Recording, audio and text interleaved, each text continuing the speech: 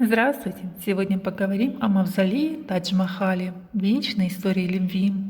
Тадж-Махал сооружен на берегу реки Джамны в 2 километрах от города Агра, который с 1526 по 1707 год наряду с Дели был столицей Монгольской империи.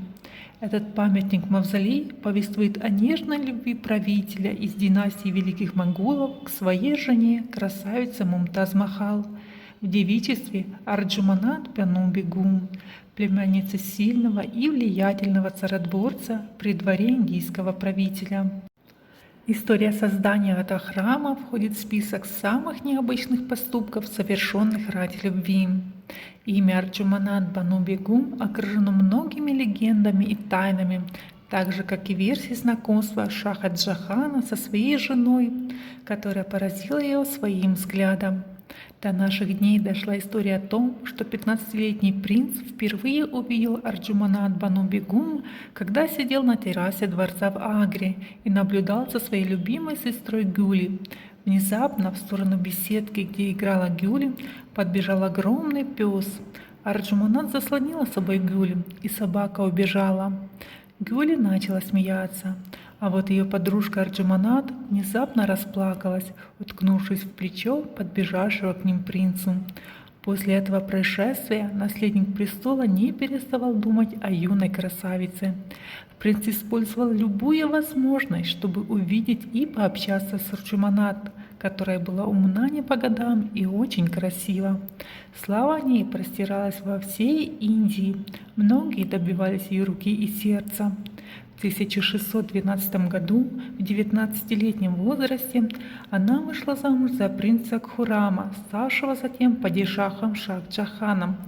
Во время свадебной церемонии отец жениха, грозный Джангир, нарек свою невесту и племянницу своей жены Мумтаз-Махал, что в переводе значит «украшением дворца».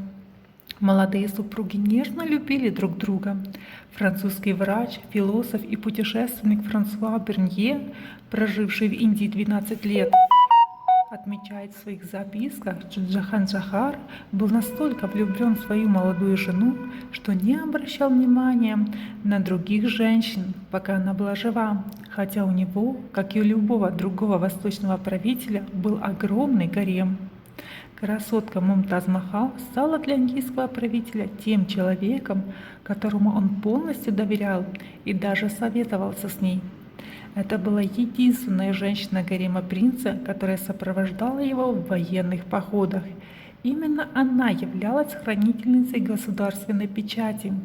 История гласит, что если Мумтаз не могла присутствовать на каком-нибудь важном мероприятии, то церемония откладывалась. В 1629 году, через год после восшествия на престол, Шах-Джахан с войсками вышел из Агры и направился на юг, чтобы покарать наместника мятежного декана. Восстание было подавлено, наместник смещен, но в Агру Шах-Джахан вернулся один без жены. Мумтаз-Махал, никогда не разлучавшаяся с мужем, во время этого похода умерла у него на руках, родив ему 14-го ребенка. Горе Шах-Джахана было настолько велико, что он хотел покончить с собой, но религия запрещала самоубийство.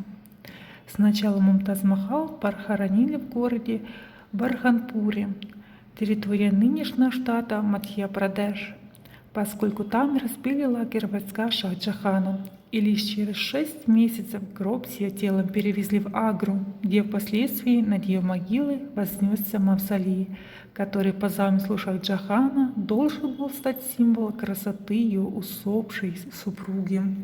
Строительство пятикупольного здания мавзолея, превосходящего размерами и роскошью все остальные, бывшие тогда в Индии, продолжалось более 20 лет, примерно с 1630 по 1652 год. Высота Тадж-Махала вместе с куполом достигает 74 метров. В основании памятника лежит квадратная платформа со сторонами более 95 метров. По углам мавзолея поднимаются 4 минареты. Стены Тадж-Махала выложены полированным мрамором. Снаружи в некоторых местах дополнены красным песчаником. В окнах и арках ажурные решетки. Сводчатые переходы украшены арабской вязью, на которой перенесено на камень 14 из 114 сур Корана. В строительстве этого грандиозного сооружения участвовало до 20 тысяч человек. Имя архитектора, воплотившего замысел Шах-Джахана, доподлинно неизвестно. Некоторые приписывают создание этого памятника европейским случаям. Однако изучение архитектурных особенностей Тадж-Махала позволяет сделать вывод, что в нем воплотились лучшие черты средневековой архитектуры Ирана и Средней Азии вместе с монументальным искусством Древней Индии.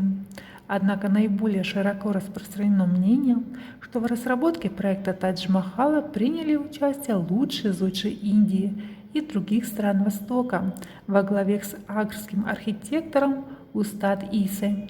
Не исключено, что одним из авторов был и сам Шах-Джахан, обладавший незаурядным художественным вкусом. Вокруг Тадж-Махала в Агре Шах-Джахан посадил великолепный сад на участке земли, разделенном на 4 части.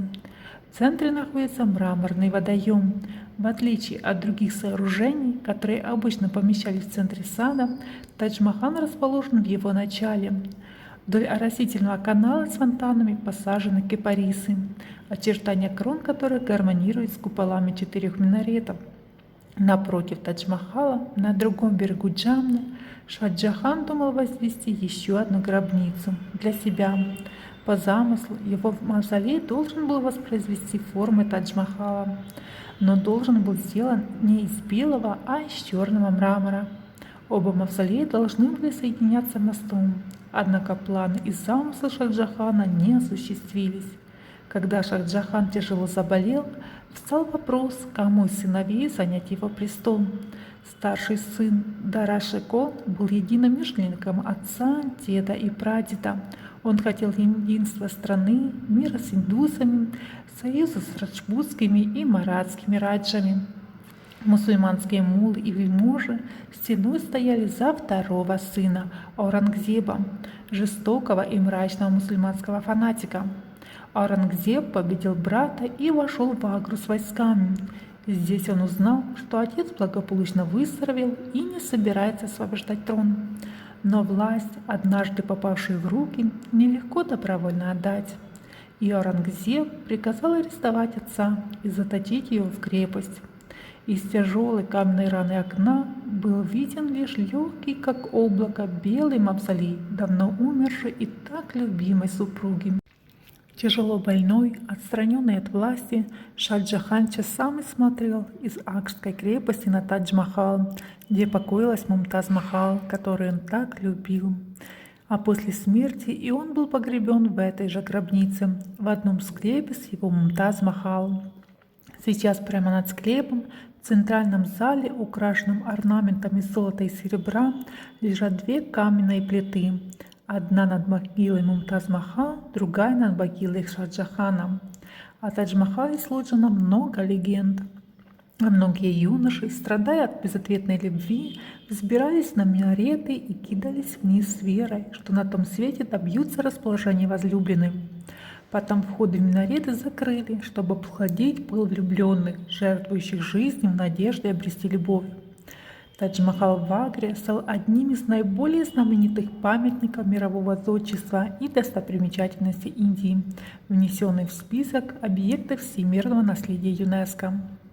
Мраморные стены, агаты и алмазы, вкрапленные в завитки орнамента, устремленные ввысь купол гробницы, днем отражающийся в водах Джамны и переливающийся ночью в свете луны. Таков Тадж-Махал, воспетый сотнями поэтов. Подписывайтесь на канал, чтобы не пропустить новые интересные видео. Спасибо за просмотр.